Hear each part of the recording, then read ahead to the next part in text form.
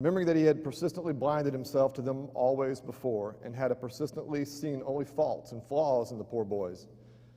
The minister related many a touching incident in the lives of the departed, too, which illustrated their sweet and generous natures, and the people could easily see now how noble and beautiful those episodes were, and remembered with grief that at the time they occurred, they had seemed rank rascalities, well deserving of the cowhide. The congregation became more and more moved as the pathetic tale went on, till at last the whole company broke down and joined the weeping mourners in a chorus of anguished sobs, the preacher himself giving way to the feelings and crying in the pulpit. There was a rustle in the gallery, which nobody noticed. A moment later, the church door creaked. The minister raised his streaming eyes above his handkerchief and stood transfixed. First one and then another pair of eyes followed the minister's, and then almost with one impulse, the congregation rose and stared while the three dead boys came marching up the aisle, Tom in the lead, Joe next, and Huck, a ruined and drooping rags, sneaking sheepishly in the rear. They had been hid in the unused gallery, listening to their own funeral sermon. I haven't read that book since I was a kid. But as I started today's topic, I remember that moment. Before we get going, I want us to think about that for a second. Do you ever wonder, and I don't want to get into kind of a vain, like I can see how this might be considered a vain way to think, but have you ever wondered what they will say about you at your funeral? I mean, we're going to miss you. We love you. Most of us in this room are beyond the fear of dying young, right? This is not the young pro class. But what will they say? How will you be missed? And one of the things I want us to think about, are you going to leave a hole that somebody has to fill? Certainly our family and our friends will miss us. But as we get older, have you noticed that we don't worry about things like the successes at work, promotions, the things that used to tie us up? We don't worry, we're not going to, as we get older and reflect on our life, we're not going to think about the TV shows that filled so many hours of our lives. We're not going to think about the candies we crushed, right? The things that just steal away our time. Hopefully we're going to think about the impact we've had on our family and the impact we've had on God's kingdom and the impact we've had on the people.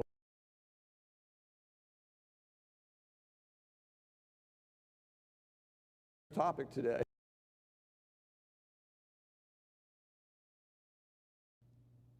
Didn't used to be a dangerous topic, but these days sometimes I think it can be a dangerous topic.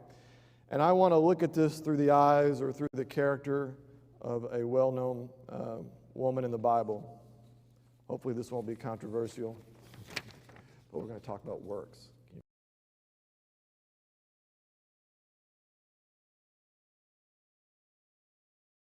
Because in my household that was a pejorative term.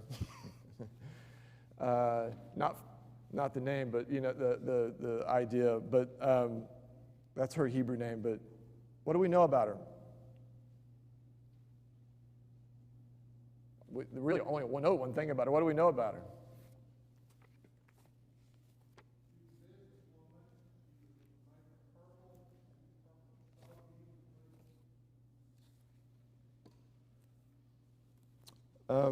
I forgot my glasses. I think I can see everything okay.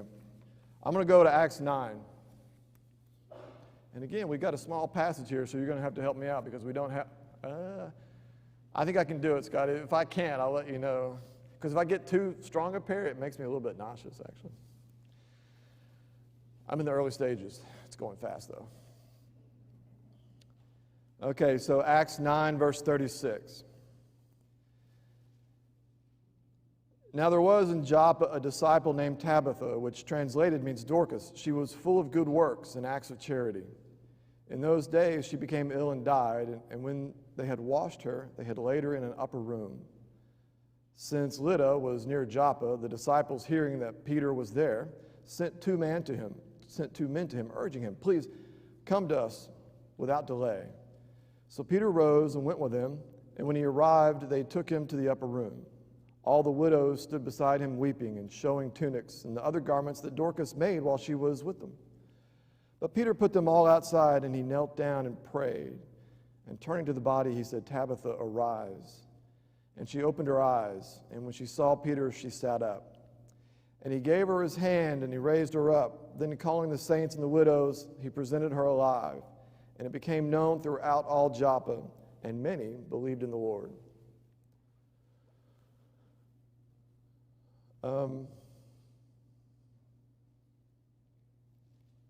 So, what do we infer from that passage when we read that?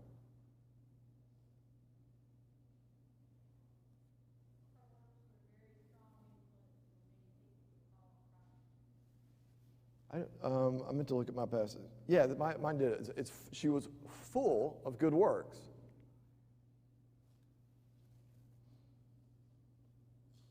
And acts of charity. Some will say she helped the poor.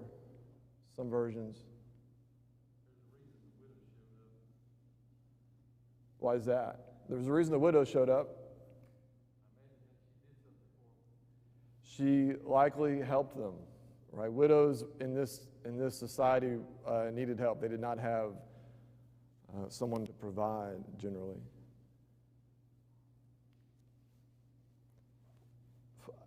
This idea, this is all we know about her. But it's important enough to be in the most important book ever written, and there's a lesson there for us, right? I kind of want to go through some of this, but she was loved, and I want to get back to this idea. She was loved by her friends. Oh, Lona.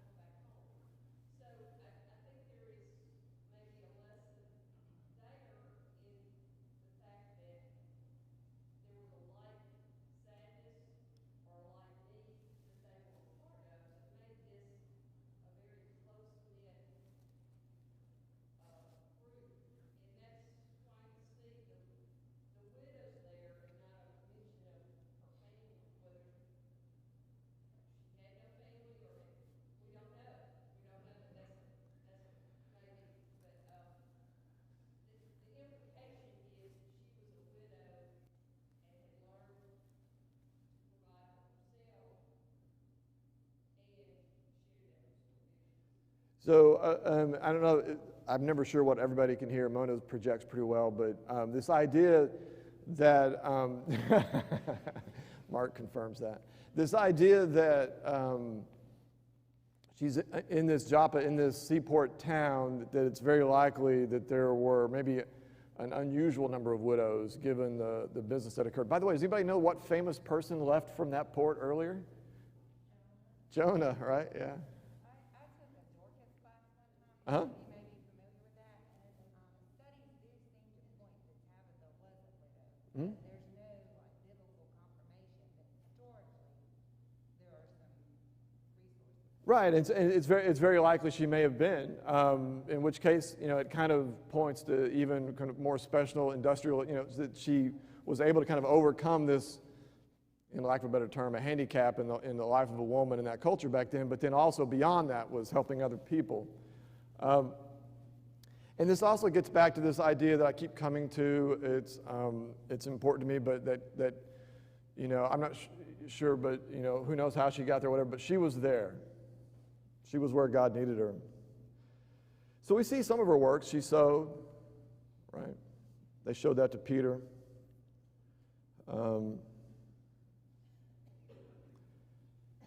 Just let's think about this. There's not a ton of people, but like of the 10 or so people raised from the dead, what characteristics do they usually have? That's a too vague a question. You probably can't answer. Let me say it this way. They usually have somebody advocating for them, right? Come, save this person. And generally it's a father or a mother or a brother or a sister, right? It's a family person that says, I love this person so much. Please help us out. We see a couple of weird ones like Eutychus, right? Kind of brought it on himself. We used to call my college roommate Eutychus. That was his nickname for a while. He always fell asleep in class. Luckily, none of them were by high windows. Who's the guy that fell into Elisha's grave? That's a strange one. But for the most part, it's people saying, Lord, or to the disciple, come and save this loved one. Here, it's not. It's the disciples. And that term broadly, it's the disciples, the saints there in Joppa. Why, do you think? You think that they sent for Peter with a specific understanding that if he came, that Tabitha would arrive? I don't think so. I think that he sent for him because he was a man of God, and they desired comfort in this time of their sorrow. Maybe, I've read both sides of this. So one side says, and so Everett said they went to go get Peter, not so much to raise her from the dead, but, to kind of join in with them in the morning. But I've also read that they didn't prepare her body in the normal way before they did this. They washed her and they put her in an upper room as opposed to some of the other stuff that they would typically do. I'm not convinced either way, but my point is it's possible that they did say, man, we know what Peter can do. But he didn't raise all that many that we have recorded. No. This was not something that they said, okay, we get Peter here, it's a done deal. No, for sure. For sure. I mean, they may have had some hopes that way, but I don't see that in the passage. No, I don't either. And I don't either. I'm just saying I've read both sides of this, but it's very possible that they just wanted somebody who was close to Jesus, to be there, somebody important or whatever in the kingdom like that we would. But certainly there was a number of people concerned about her, right?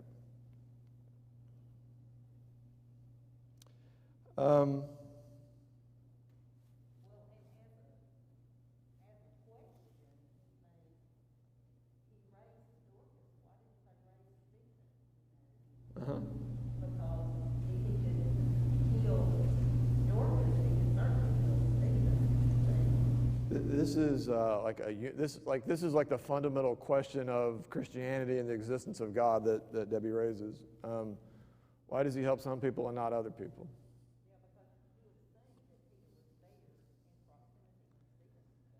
And I want to actually I want to maybe pick I want to get into that topic kind of deeply, because that's a real kind of, that is, I think I read somewhere, the number one people fall away from religion and God is what C.S. Lewis would call the problem of pain.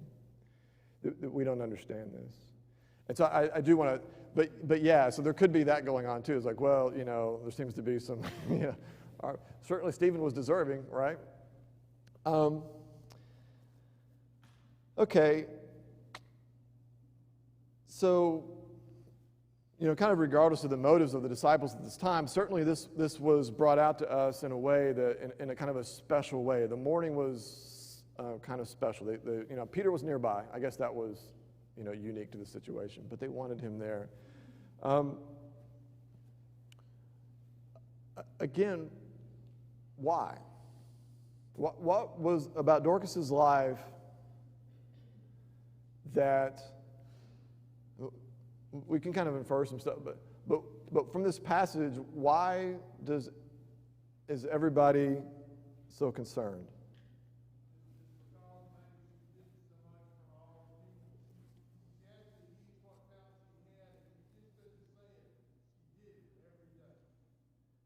She was extremely missed.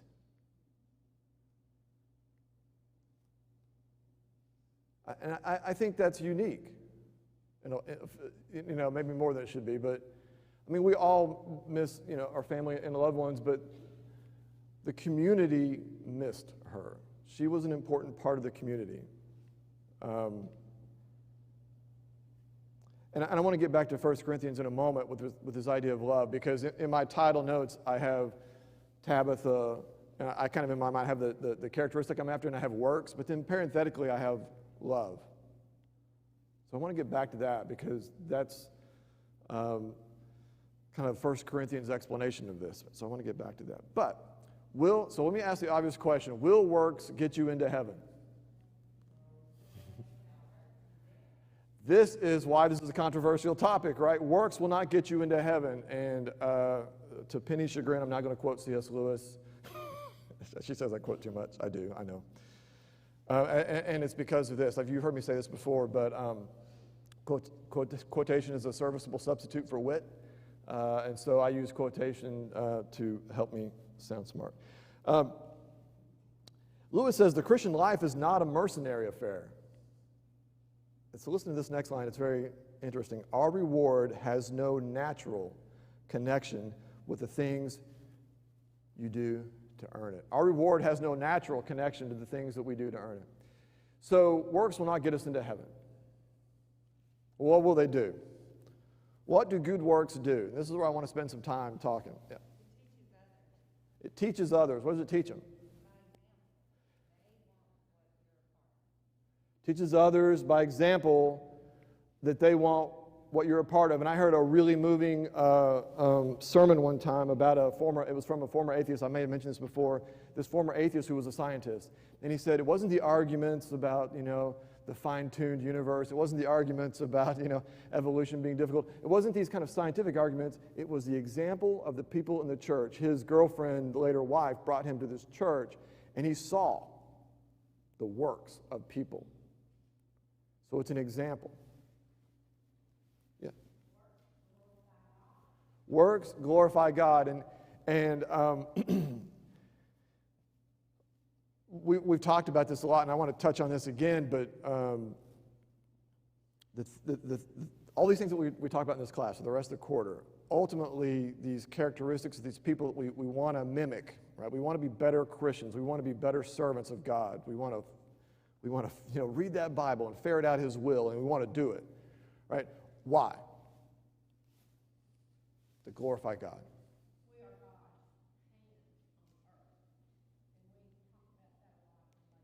Yeah, we are. I know if you can hear Jackie. We are God's hands on earth. It's kind of like when we give contribution. God doesn't need our money. He made everything, right? But in this place, He's given us free agency, free will. And we are His hands on earth. I think that's a good way to put it. This is another reason why I am jealous I can't go to ladies' class. Always have to bring up something controversial, I guess. But Sure. in thinking about, and I agree 100%, our work is not meritorious as far as our salvation. And yet, there is something. For instance, in Matthew chapter 6, Jesus said, lay not for yourself treasures upon earth, but lay up for yourself treasures in heaven. What does that mean if our works have nothing to do with the afterlife? And also, that's not controversial, and I don't think that. Our works have a lot to do with the afterlife. And the book of Revelation, it says, and their works do follow them. So there is something in the afterlife connected with our works here. Now, I'm not smart enough to tell you what it is, but I know it's there because Jesus refers to it. I've read a lot of things that there's certain religions, and I'm not sure which they are, but they certainly believe that, basically the size of your lot in heaven, on the golden street, the size of your lot is a function of your works. I'm not sure I believe that, but I think of it here's how I think of it, and we've had in this class before this kind of idea, you can't take it with you, right? So we can accumulate a bunch of stuff here, yay, the Frank Sinatra, whoever has the most toys when they die wins, sure, but you're still dead and your toys are still here, right? You can't take it with you. What can you take with you? The souls you touch, right? And for me, that's the massive effect, in heaven that we have with our works. And there may be more. I'm like you. There's some passages that I don't quite get. But and it may be more. It may be, my mom always talks about, a star in your crown kind of a thing. But yeah, so I guess my point is, I don't want to separate them. I just in my mind, this sentence that our works have no natural connection to the reward that we seek. I think that's, to me, that there's this James connection. There's all these things that we have to it's a complex relationship, but certainly, I keep trying not to use mathematical terms. The main effect, right? The primary effect of our works is not to earn heaven. Well, I want to remind us too, we're told that we were created For good works, yeah. And if we were created for that purpose, then that means we're supposed to do it. Right, and so this gets us back to this question of what's the good of good works? What's the point of it? And we were created for them. So there's, we can define virtue, and there's different ways it's defined, but one of the virtues is, are you good at what you're made for? Right, that's kind of an Aristotle way. Are you good at what you're made for?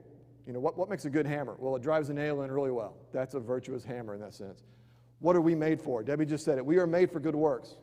How are we virtuous in that sense? We do those good works that we were made for. I was just going to say, I think good works is the influencer.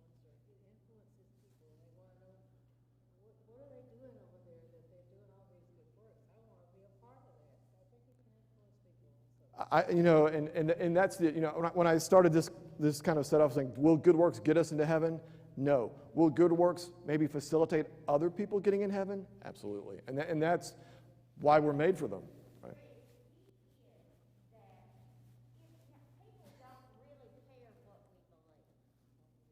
Mm-hmm. They care that we care for them. That's, that's what it boils down to. If you show people that you love them by doing things for them, doing things that other people don't see the necessity in doing, somebody dies and take them food. People don't do that kind of thing these days. So it's that first you show you love them. Mm-hmm. So there's so many things packed into that, and so many of my bullet points on my slide. But so I look at this chair and I see this is a chair. Love is not like that. Love is in a sense subjective. Maslow's hierarchy of needs says, the very bottom of this pyramid, the very first thing we have is we're hungry. And we need sleep. There's just some stuff we need, right? And we demonstrate our love, and not just our love, but God's love. Because that person said, well, why do you love me? Because God loved me. And God loves you. I love you. Right? And so that's how we show. Right? It's a work, but it's not. It's our love, which we can't see. But it's how we communicate that to somebody and how they understand, I want to be a part of that, right? I want a part of that because that's not normal. And it's special.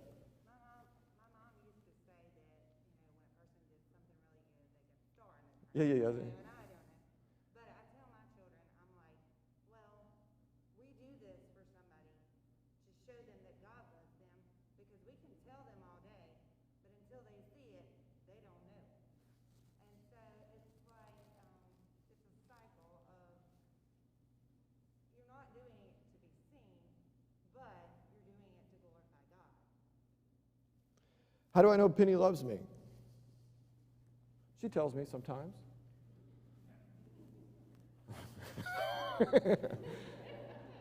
But that's not how I know.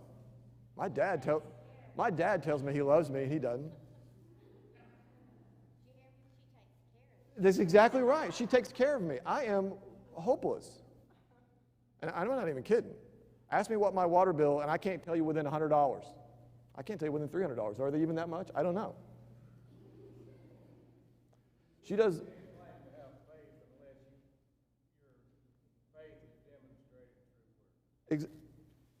And that's where we're headed, right? That's James, and that's the kind of this classical outward showing of what we have inside. I've skipped you a million times.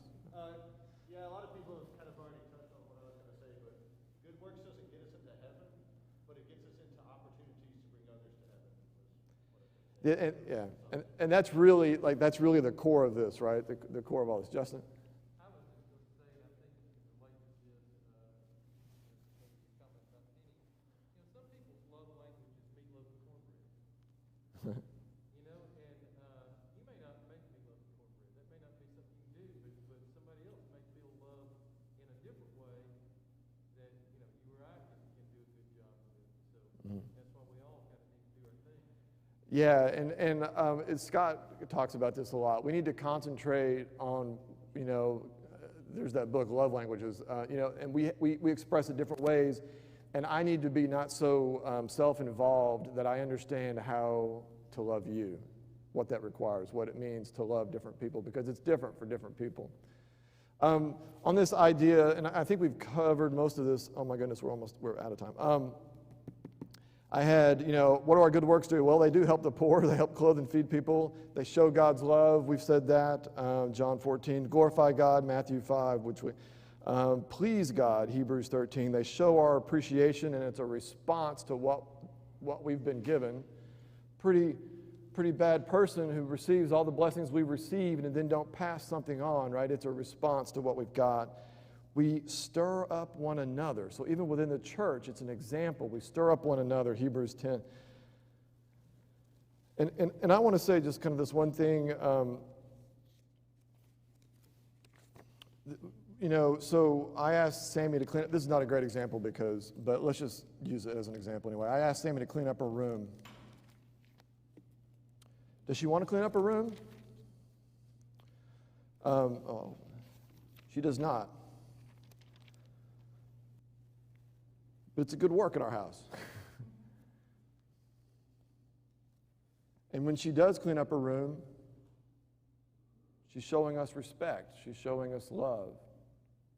That good work is a demonstration of her love.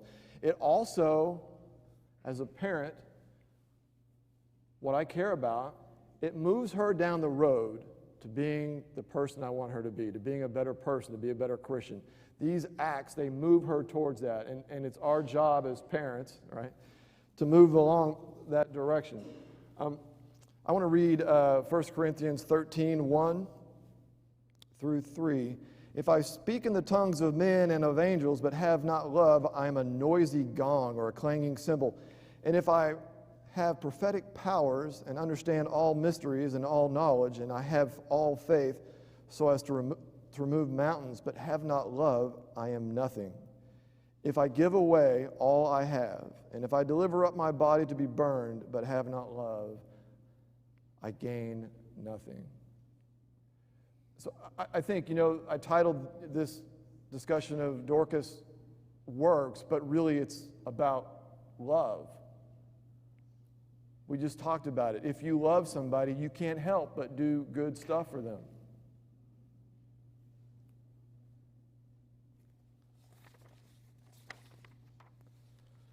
I'm probably out of time. Let's see. One last point. I had some discussion of James and all that, but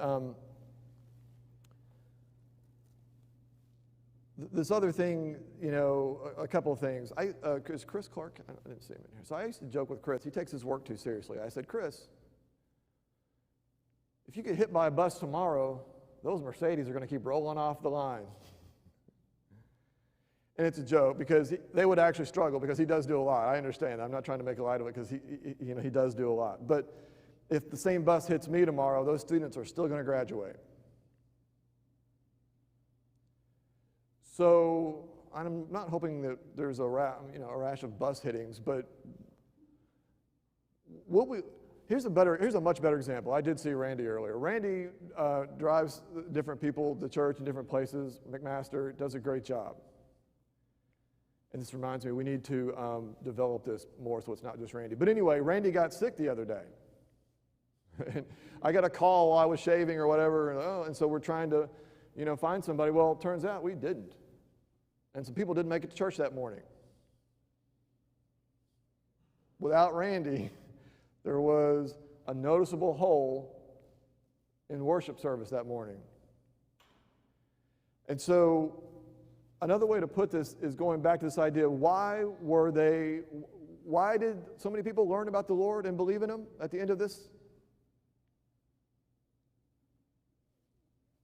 Because Dorcas put herself in a position through her acts, through her works. She put herself in a position such that when she died, it was a big deal, such that when she was raised from the dead, it was a big deal. And the word went out. And so another, again, I'm going to keep hitting this thing, but You are where God has you. There's a reason for that. You know, I'm telling you to do some works. And my advice is, don't just, it'll happen, I'll just do some works. I think it was Justin or somebody else last week said, we got a plan for this. That was Chris Clark, actually. We got a plan for this. Be ready. Decide what good works you want to be involved in. And get involved. At first, maybe it's like Sammy cleaning her room. But hopefully, we'll move into that stage of it's for love. A response to the love that God gave us. All right, thank you so much. I went long.